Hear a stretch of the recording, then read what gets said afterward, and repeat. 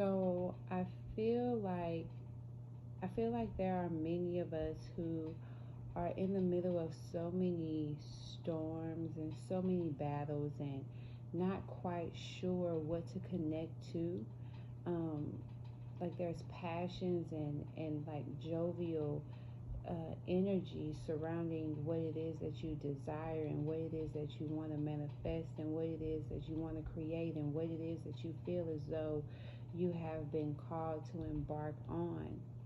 Um, but there's so many different things that are happening right now. There's a lot of truth and clarity that are coming to or exposing just power forces, power forces within yourself, power forces surrounding you, and there is a level of, like I said, clarity. I feel that we are receiving at this time a lot of mental turmoil and stress you may have been undergoing. I feel you're going to understand why that has happened in that way. I feel that, the things that you have acted on or not acted on, you will understand why it happened in that way. And whenever you do get that realization, there's going to be a shift within yourself.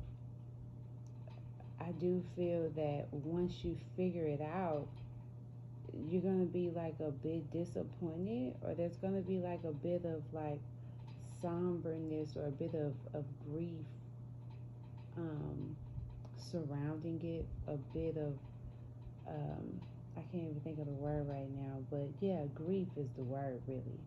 There's a bit of like, like paying attention to it and feeling a bit of disappointment, like feeling like you're supposed to have more, but not realizing that everything that you have is already right here. You just have to recognize that. You just have to understand and stand on that fact, stand on that truth that everything that you went through and that you have undergone is for your greatest and highest good. And the things that you have learned in this time are a part of the things that are going to bring about, great ideas. It's like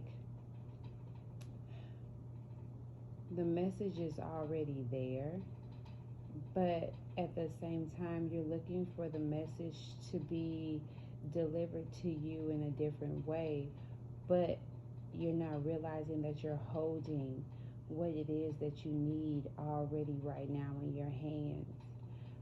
But something's going to come, like something's going to happen. There's going to be a shift that is going to shake what it is you deem to be power. There's going to be a realization and understanding in regards to what you would deem or what you would say power is in some way. And that shift is going to come quickly. And like I said, it's going to put you in a state of grief. But at the same time of you grieving the loss of what it was that you thought to be true, you will be enlightened.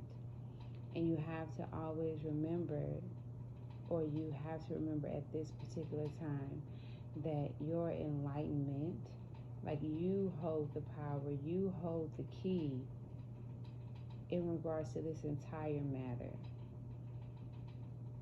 When the tower falls, when the understanding hits your mind, when that download comes, in whatever way that is, you have to remember that you are the one that holds the opportunity.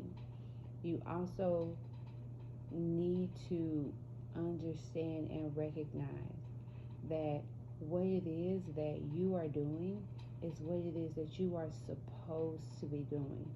You are really seated in your confidence, you're seated in your self-esteem, you're seated in your true power.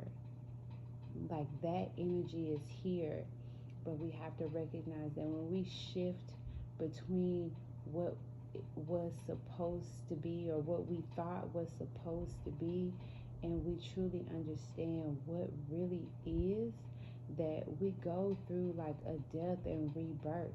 Like we go through like a tower moment. We go through a moment where we question not only ourselves but the things that are around us, because we were once attached to those things, and now all of a sudden those things are no longer true. But at the same time, it's not that they're not true. They did happen. You can physically see them, right? But spiritually, energetically, they're not true because of who we are as people, as vessels, and vessels of purpose. They're not true. You have to remember, or you have to give yourself the kudos for overcoming whatever battle it is that you have undergone, whatever shift you have moved out of, whatever transition you have stepped out of, and who it is that you are now standing as. Like, that is very important. You have support throughout this journey, whether it be spiritual support, whether it be friends, family, a lover. You have people around you, beings around you, entities around you, whatever definition, okay? You have those around you whose arms are stretched wide, waiting to receive you, waiting for you to, I want to say bow down, but I don't want to alarm anyone by that word, bow, because it requires a bit of submission. But it's almost like that, like you have to surrender in a way, and you have to just fall on your knees for a moment and ask so that you can receive. Because once you do that, then that's when you will be able to really gain whatever it is that the Most High is trying to give, because the Most High is definitely trying to give you something.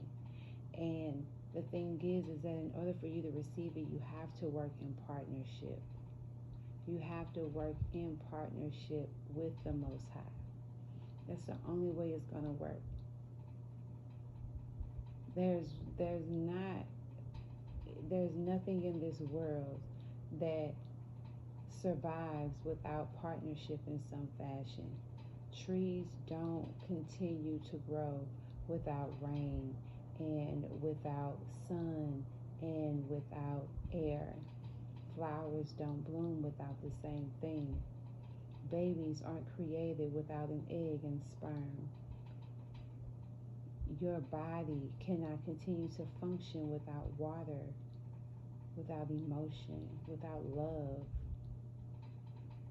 You can't create without thought. I understand the concept of independence, and that's beautiful and it's great.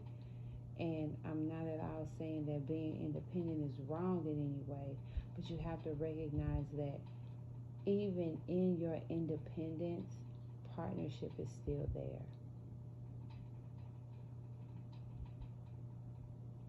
Okay, well, that's my prescription for today. I'm being told to end it, so I hope you guys have a beautiful weekend. I hope you guys do something amazing under this beautiful, loving, motherly moon that we have coming up here on Monday. If you have questions, as always, please do consult the pharmacist, honey, because I am in no way the end-all, be-all to anything. Okay? I'm only a vessel. And I will talk to you guys later.